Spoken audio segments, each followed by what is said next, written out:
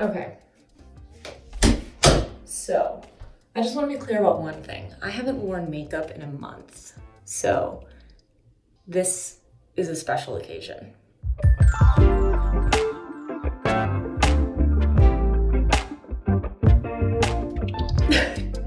Nobody knows who I am, so I'm gonna introduce myself. My name is Isabel. I am a producer at Harper's Bazaar, but a little known fact about me is that I am also zero waste. What's zero waste? I'm glad you asked. So, I live a zero waste lifestyle, which basically translates to not making any trash. I don't send anything to landfill, but I do recycle and I do compost. So that's kind of like how I navigate through this kind of process. So today I'm gonna take you through my zero waste nighttime skincare routine with a glass of wine, which is always helpful. So I've been zero waste for about 2 years now. I started with a jar back in 2018. So this, for anyone that's interested, has primarily plastic straws from like bars and stuff like that. Because even if you tell the bartender, sometimes they're just so used to like muscle memory putting a straw in your drink or in your cocktail. I just take it with me and it goes in the jar. This also has produce stickers in it, so lots of produce stickers are actually made of plastic as well, which I don't really know why. I think it's a waterproofing thing.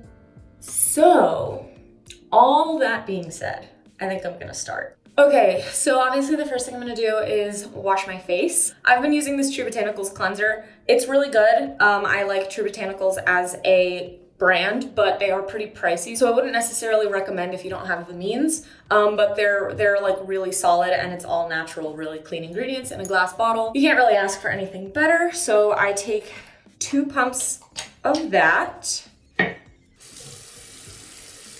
And basically, like, you can see that it's not really foaming up, which is indicative that it doesn't have any SLS and stuff like that, kind of really harsh chemicals that dry out your skin. Something doesn't need to foam in order for it to be effective.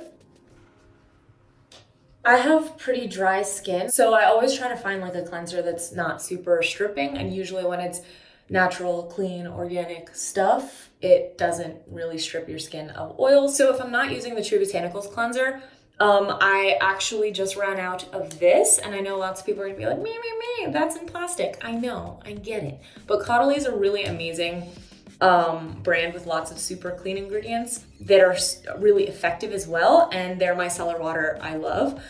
This can be recycled, and I also think that you can bring these back to Caudalie stores and they'll take it and recycle it for you. And when it comes to using this, I use these reusable cotton rounds, and forgive the color, I actually use them, which is why they're like a weird gray brown. But these are great. These are from MARLEY'S Monsters is the brand, but you can actually even make these with like an old t-shirt and just use them. And it's just so much better for the environment. Makeup wipes are a thing of the past. I know the internet goes crazy over makeup wipes, and really they're disposable. They're made of plastic. They're filled with lots of really harsh chemicals that strip your skin, and all around unnecessary. If you want to use a makeup wipe type thing, there's nothing wrong with that. I don't think there's anything wrong with that, contrary to the comment section, but just use these. These are great. And with a micellar water, you can take them all off, throw them in the wash, you're done. Easy. Before I move on, I just want to be really clear about another thing. I absolutely do not do this every night. Like, I absolutely 100% sometimes barely remember to wash my face. I'm really good about not going to sleep with makeup on though, which is a feat for me because I actually used to like pride myself on like 2-day-old mascara back when I was in high school and college. Not an awesome time for my skin, but at the very least, wash my face every night.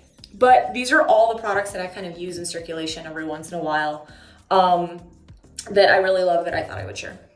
Okay, still on the Botanicals train, I use their nutrient mist. I don't really know what it does. I don't know if it does anything, but it just feels really good.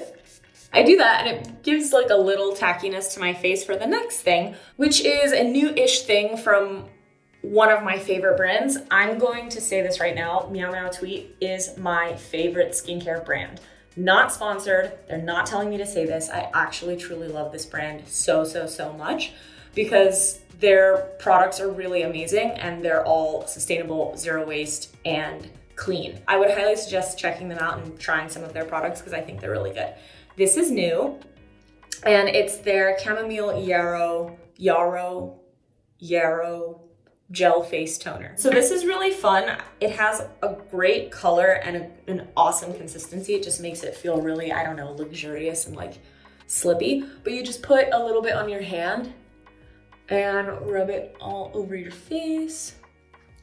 While I do this, we can talk about kind of what, like the differences between plastic, glass, metal, and paper, right? So it seems very elementary, but plastic is just really hard to recycle, and that's just the reality of the world that we live in.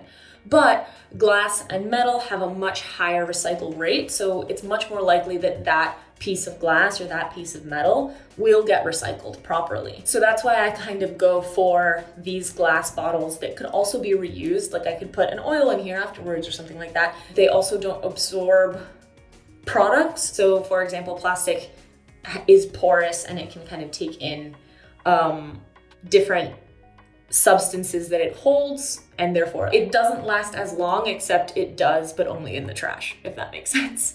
So I would highly suggest going for something that's in glass or metal or paper that's not coated in like a plastic filling. So just keep an eye out for that, because lots of things are wrapped in paper, but it has a plastic side and then it becomes non-recyclable. Ideally, you want something that is a raw paper that you can either compost or recycle if it's not dirty. They're less likely to be recycled if they're dirty, so just give them a good wash in the sink before you throw them in the recycle bin and you're good to go.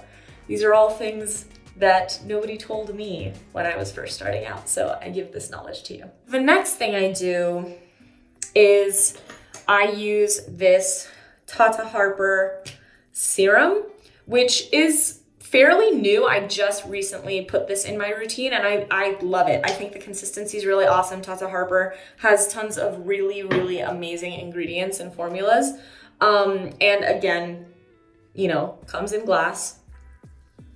A lot of the things that I'm using are kind of on the pricier end. I kind of subscribe to the belief that if you want really high quality, really good products and you want to support brands that are doing things in alignment with how you want to live your life, I'm much more likely to give money to a company or a brand that I think is doing good stuff. But again, I know that not lots of people don't have the means. So when it comes to trying to find more, you know, affordable, sustainable alternatives, the internet is your absolute best friend. There are so many different amazing people who are trying these things out, who are writing about it, and who are making beautifully cultivated lists for you on different products that you should try out. So just do your research, start getting acquainted with a lot of these words on the backs of all your skincare and your beauty products and stuff like that, because when you start Googling all these big long words, you're gonna realize that they're not that awesome for you. So lots of these brands will be extremely transparent in the ingredients that they publish on their website and on the backs of their bottles, and transparency is the first indicator that a brand is actually telling you the truth and that they're owning up to what they claim.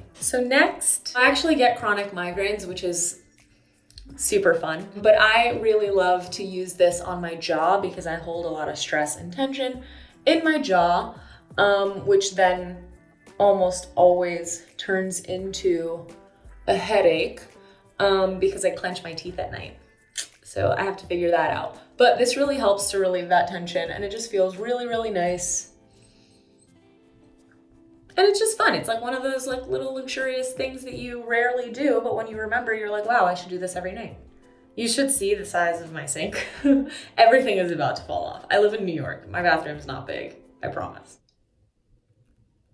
The next thing I use is my moisturizer. I actually got this guy in Paris, and this is just a really nice moisturizer. I've met a lot of makeup artists that really love this as a makeup primer, but also as a general moisturizer. So when I was in Paris, I saw it in one of those small little pharmacies, and I got it, and I love it. I think you can also find this on the good old interwebs. You can find this somewhere. This is not like exclusive to France by any means. But it's really nice, clean ingredients, metal bottle, everything that I love. and it's really thick. I have absolutely no problem being sticky. I know lots of people have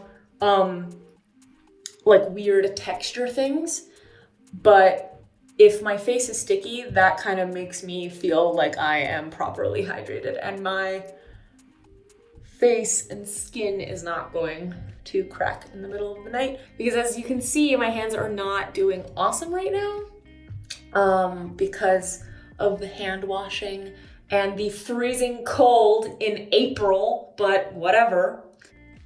So the next thing I'm gonna do is actually brush my teeth. Surprise, surprise, I have a bamboo toothbrush. So, but this is really fun because my friend actually owns this company. It's called JUNI Essentials, and they just make a really, really high quality, affordable toothbrush. Unfortunately, it's not available yet. They haven't really launched yet. But if you go to juniessentials.com and you're interested, you can sign up and they'll let you know when they launch and you can get one of your own. So, yay!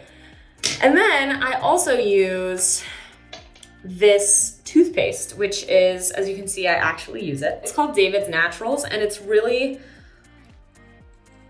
toothpaste. I mean, it does the job, you know? And again, you're gonna have to get used to things not foaming up. So this kind of feels a little chalkier, but it's because it doesn't have that like ultra foamy aspect to it. So yeah, cheers. The next thing I do, I think I might be done. Oh, we just talked about my hands being dry. Moisturizer. So I use this body cream on my hands and obviously the rest of my body as well. It's from this company that I just kind of found. And so I'm still trying it out. It's really cool and it has every single ingredient listed on the back, metal container, and all around my vibe. So I just use that on my hands and the rest of my body, but we're not gonna go there. The last thing I do is put on just like a little lip balm. This is something that I carry around with me all the time. I'm like an incessant lip balm person because my lips are really dry all the time. So Origins has been around for a while and they're known for being natural, clean, sustainable, all the buzzwords. So that's fun, love that. I also wanted to give a shout out to KJAER WEIS. KJAER WEIS is really nice. It's on the higher end, but it's a really, really cool company. And what's interesting about them is that they do refills, which is really fun. When it comes to hair, I use a shampoo bar and a conditioner bar. These are really great. They're also from Meow Tweet, and I could just go on forever about how much I love them. But they work really well. Lots of people are like, do shampoo bars and conditioner bars actually work? Yes. Even when I had long hair, I would use these.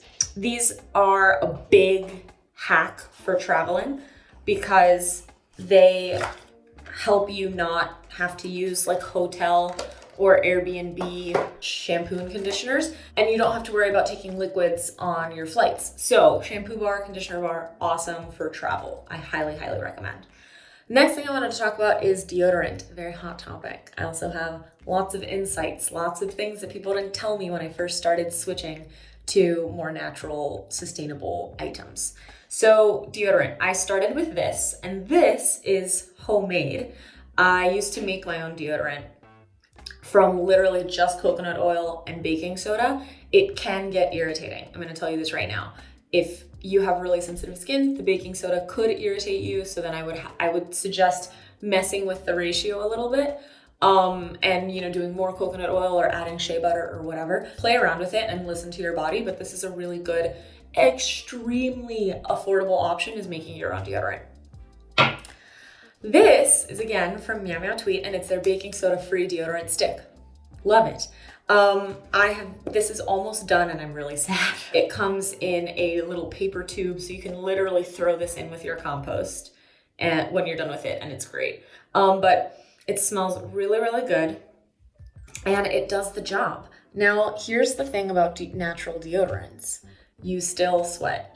Unfortunately, you shouldn't be using antiperspirants. People need to sweat. People sweat for a reason, and it's good for you. You should do it.